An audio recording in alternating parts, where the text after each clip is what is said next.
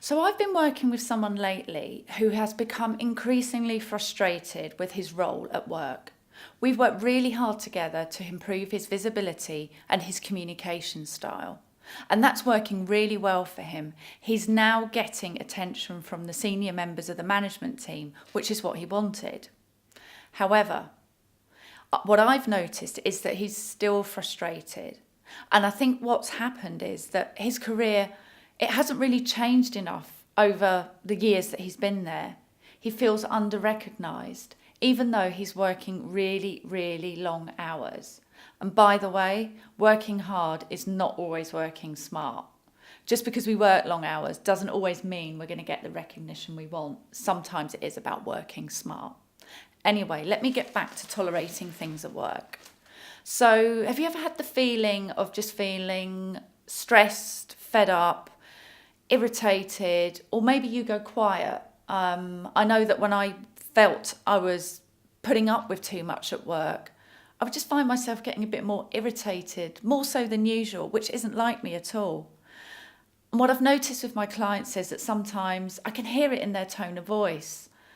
And I'll say, "Are you okay? Is it still a good time to be coaching today?" "Yes, it is. I'm just really frustrated."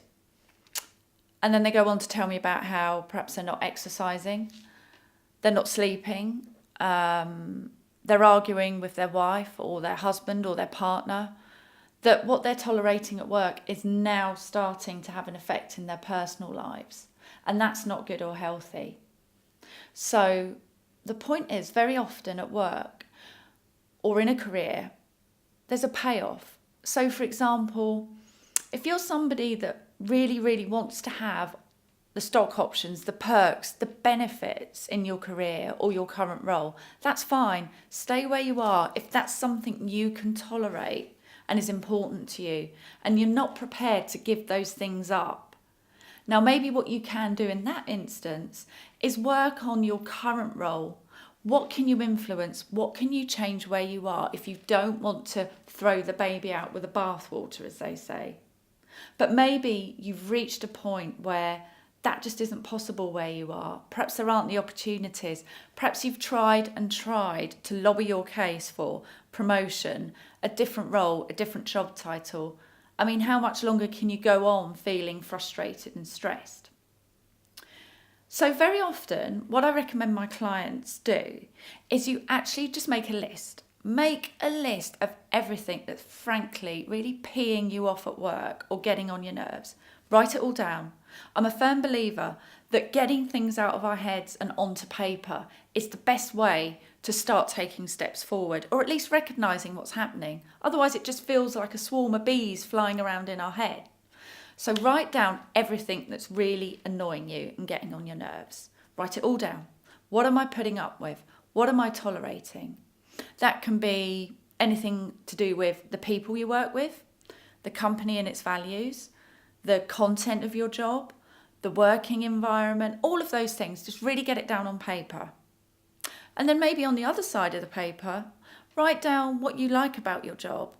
What do you like? What do you enjoy? And then look at these two lists and imagine them as though they're the old set of, like the grocer's scales. The grocer used to have a set of scales in the shop, certainly in the UK, and there's a tipping point where one's heavier than the other. Where's your tipping point? Where are you on those scales? Because if you're getting frustrated, irritated, if you're finding that work is seeping into other areas of your life, you need to do something about it. So it's either improving where you are now, considering a complete career transformation or reinvention, or looking for a new company, or just a slightly different path. There are many, many different ways in which you can address this situation. But actually, if you find yourself getting irritated, if work is really interfering with other things in your life and you're getting frustrated or you're withdrawing into yourself, however you handle stress, that's a sign that the scales have tipped too far in one direction.